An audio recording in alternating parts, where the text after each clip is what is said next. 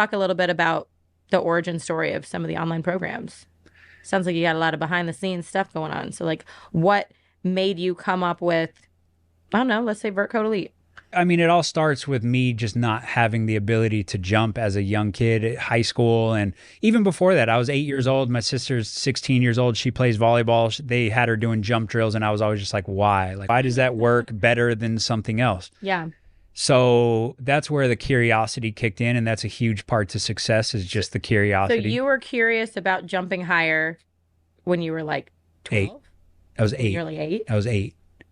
I have videos of my family quizzing me on like muscle terminology when I was like 8 years old. It was always a huge interest of mine. Yeah. And then, yeah, through high school and then even into early college when I couldn't jump. And I've talked about the transformation that I made a lot. We don't need to go into that. Yeah, but that's a big thing. And then we put out multiple programs. At first, we did Elite Vertical Jump System, I think it was called. Yeah.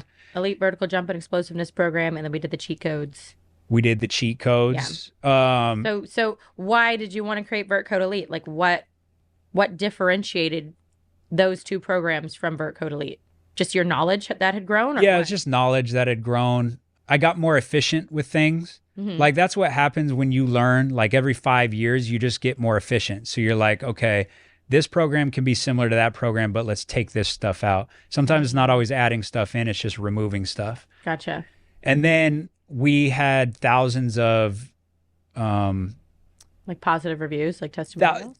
Thousands of just reviews in general from the early programs, the first programs that we did. And that feedback helped me drive Vert Code Elite, because it's people like, hey, like in the video, you said this, but the way that I'm doing the exercise doesn't seem like it matches up. And then if you get that feedback over and over again, you're like, oh, I need to change something. Or sometimes it's like, maybe you're doing a certain exercise and you realize that people are botching it and they're not doing a good job with the form. Like it's at some difficult? point, it's like, hey, this might be too difficult for an online program. Right. Like this is something I could use for in-person clients, but it's not something I could use for online. Yeah. So you just get better at online training. Like just like you get better at coaching, you get better at online coaching the more you do it. And so let's talk about durability code, because that seems to be popping off as well.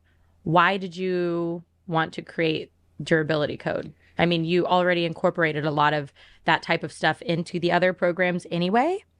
So why did you feel like there was one that needed to be specifically dedicated to that? That was just a question that we got so much, is like, hey, I want to start Vert Code Elite, but I got this knee problem. I want to start Vert Code Elite, but my ankles are too weak, so I can't do any plyometrics.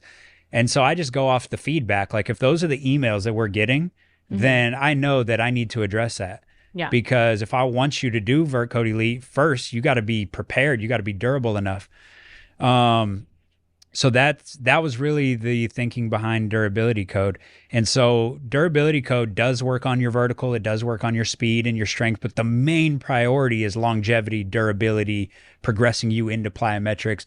So then I'm just looking at your priorities. If you come to me and say, I want to jump high, but I got these certain injuries, I'm injury prone, then I know, okay, we could send you to durability code. Yeah. If you come in and say, hey, I want to jump higher, I want to run faster, that's all I care about, it would be nice to also stay healthy, Vert Code Elite. So all of our programs have almost every component. Yeah. It's just they're prioritized in different amounts. And then the same with Fat Don't Fly, is we had a lot of people coming to us, guys in their 30s and 40s, and they're like, hey, I would love to jump higher, but I got this extra 25 pounds. Like when I go do jumping or I go do a lot of plyometrics, it just hurts my knees. And it's like, yeah, we got to lose fat. But at first I didn't come out that program because I thought it was too easy. Like losing weight is easy. It's thermodynamics. Like you burn more than you eat. It's like, it's a simple equation, but people just don't do it the right way. So they crash diet and they lose all of the weight. They cut out all the carbohydrates. They go exercise really hard, and then they burn themselves out in a couple of weeks, and they do lose some weight. A lot of it is water weight because they got rid of the carbohydrates. And I was like, we need a really good program where people can follow a full strength and conditioning program, a nutrition program, and do this the right way, where we maintain or build muscle while losing fat, while still doing explosive training. Yeah. everything in one program, and Fat Don't Fly has had crazy testimonials. I mean, it's really changed a lot of lives. I have had questions come into the inbox about people who want to do Fat Don't Fly, but they're actually not athletes.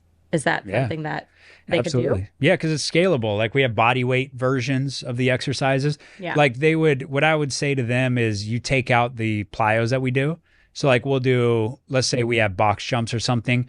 I do a pretty good job in that program of giving other versions. So like you would do a fast kettlebell squat. You do a dumbbell squat, just fast, because then you're still training fast twitch muscle fibers, but you're not getting the impact. So I basically scale everything down. What I would say is you do what you can do, just like with every program. Not everybody is going to be able to do every drill that I give you. You always told me doing something is better than doing nothing. A lot of people have time constraints. A lot of people are like, hey, all I got is 30 minutes. Well, do what you can. Yeah. You know, don't